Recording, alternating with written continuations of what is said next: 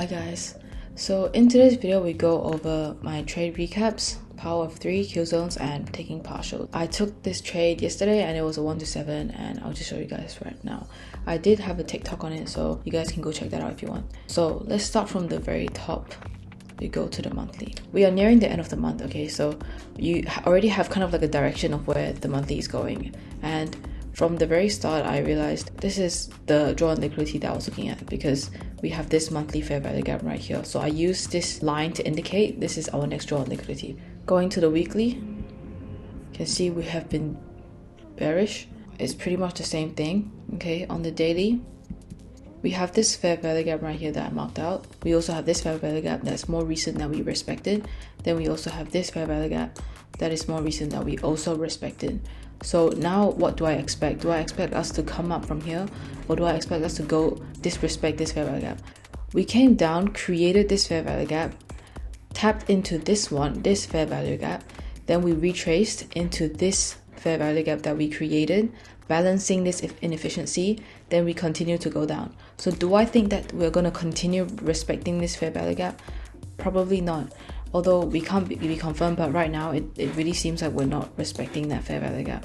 So the reason why I don't think we're going to respect this fair value gap is because we created this fair value gap right here, that's number one, and we respected it, that's number two.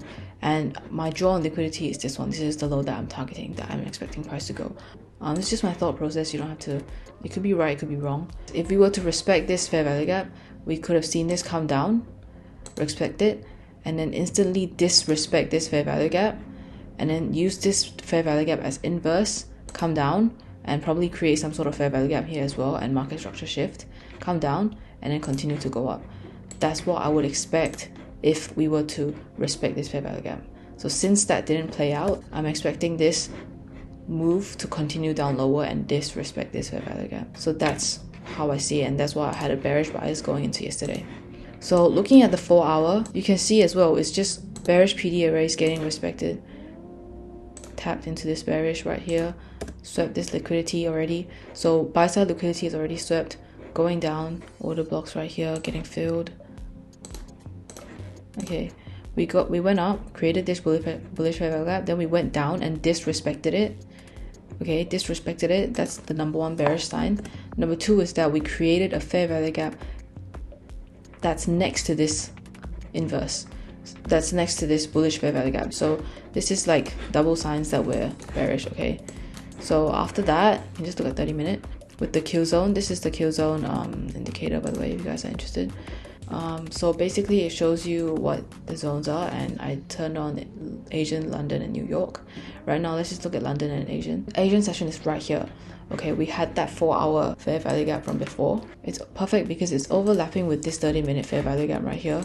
So higher time frame and lower time frame wise, we've got it aligned. And then we also have this consolidation from Asian session right here. During that Asian session, I was just looking at the chart. Not during, just a bit after.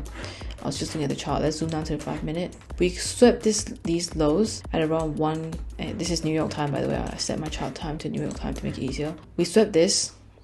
We went up. And then we went down into this 5-minute fair value gap right here. This could have been an entry. I did miss it though, just because I was a bit slow, so I missed it, and it was already like there, and that was already a skewed risk to reward, so I didn't take this trade. But this could have been a trade as well, targeting that buy side, because we already swept sell side. We went up, retraced, and then we're going back up to buy side. So that was one trade that you could have taken, and another one was just this one. So it went up, swept buy side liquidity, went and respected this 4 hour fair value gap and that 30-minute fair value gap. And then we went down.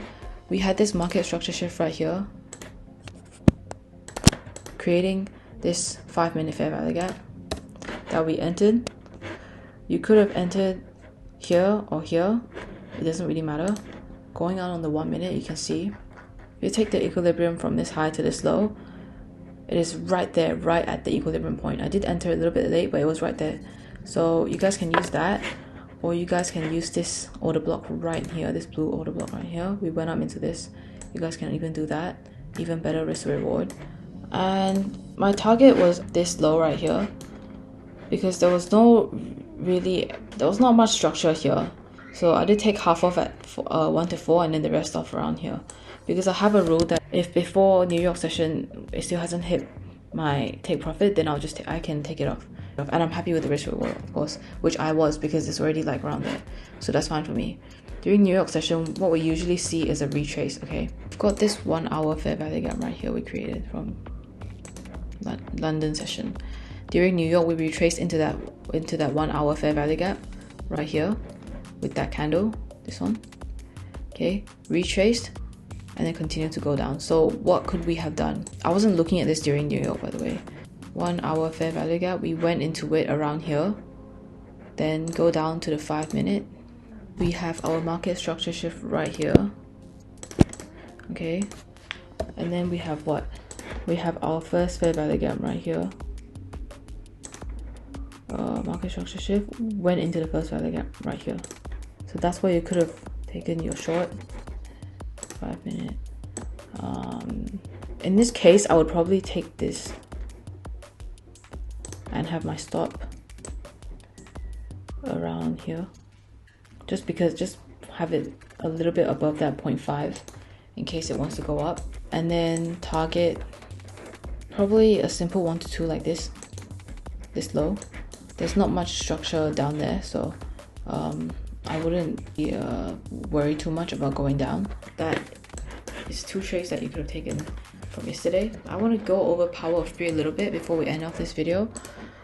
The reason why this is a power of 3 was because today's setup was just too beautiful, because it literally was like everything. We have this higher time frame PD array, we have a clear draw on liquidity, and power of 3 we have accumulation, manipulation, and distribution.